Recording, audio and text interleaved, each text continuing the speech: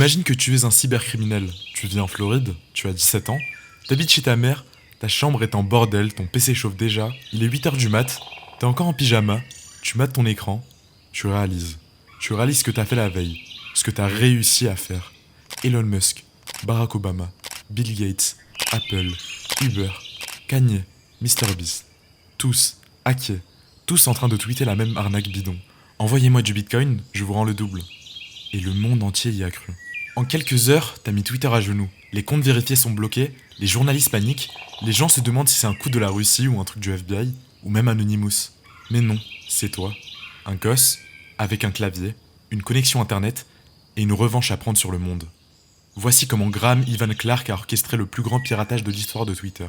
Et tout a commencé sur un serveur Minecraft. Oui, un serveur Minecraft. Rien de méchant là-dedans. Pas quand tu t'appelles Graham Ivan Clark. À 15 ans, il est déjà une légende dans certains recoins sombres de Discord. Il a commencé petit à petit.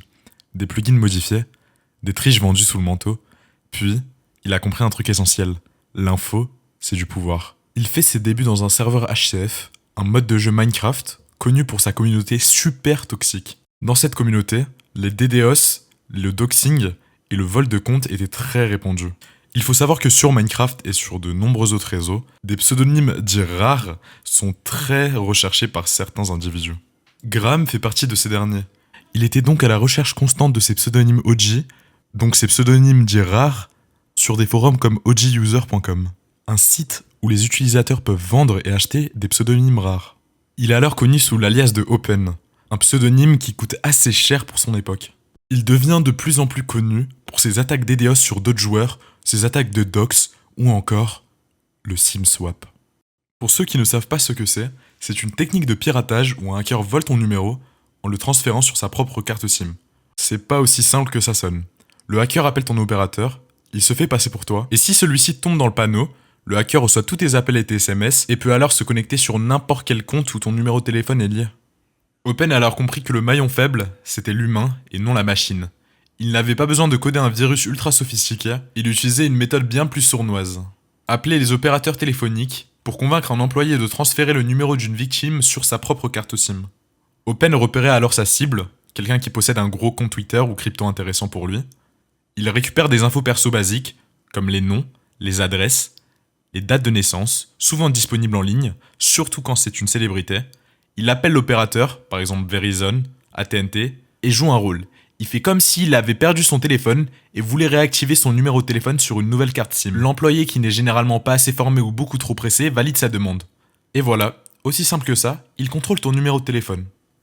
Maintenant, il peut cliquer sur mot de passe oublié sur n'importe quel site web, reçoit le SMS de vérification, change le mot de passe et prend le contrôle total du compte. Graham a donc utilisé cette méthode pour récupérer des comptes Twitter avec des handles ou des pseudonymes rares comme XX ou Dark, les revendre sur des forums comme oguser à des prix allant de 1000 à 10 000 $ l'unité, et plus tard, cibler des employés de Twitter eux-mêmes afin d'accéder leurs outils internes. C'est comme ça que le hack de Twitter en 2020 a eu lieu. Il a d'ailleurs récupéré plus de 117 000 $ en crypto rien que ce jour-là. Et clairement, il a brûlé son argent aussi vite qu'il le gagne. À 17 ans, il s'est offert une BMW série 3. Il a acheté des PC ultra performants, des smartphones, des VPN premium, des logiciels de spoofing, des outils de cracking, des bijoux, des maisons, et bien plus encore.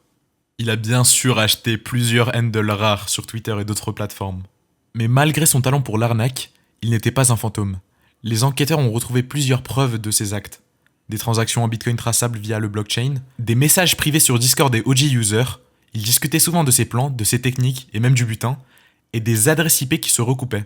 Il n'utilisait pas toujours de VPN, donc certaines de ses connexions étaient liées à son domicile en Floride. Mais cette attaque de Twitter était le coup de trop. Lorsqu'il a hacké toutes ces célébrités citées précédemment, il s'est fait directement attraper. En quelques heures, le FBI est mobilisé. En quelques jours, les pistes remontent en Floride. Graham avait visé trop haut, beaucoup trop vite. Ils ont alors découvert que les outils internes de Twitter avaient été utilisés depuis des adresses IP suspectes et un des accès provenait d'un employé compromis, puis d'une autre IP liée à Graham Clark. C'est alors le matin du 31 juillet que Graham est officiellement arrêté. Les enquêteurs débarquent chez lui à l'aube, alors qu'il était encore en pyjama. Il saisit tous ses ordinateurs et ses téléphones, ses clés USB et ses wallets. Sa mère est choquée, Elle pensait que son fils était juste bon avec l'informatique. Il a emmené menotter devant les caméras des infos locales à seulement 17 ans. En mars 2021, il a alors plaidé coupable et accepté un deal avec la justice. Ça incluait 3 ans de prison, 3 ans de liberté surveillée, une interdiction d'utiliser des ordinateurs sans supervision, un remboursement partiel des victimes et une interdiction d'exercer de la tech pendant un certain temps. Aujourd'hui, Graham est libre mais sous surveillance. Il n'a probablement plus le droit d'utiliser certains services sans autorisation judiciaire. Mais aujourd'hui, personne ne sait ce qu'il fait. Il n'y a aucun signe de lui sur les forums, aucun compte public, et pas d'interview ni de présence sur les réseaux sociaux.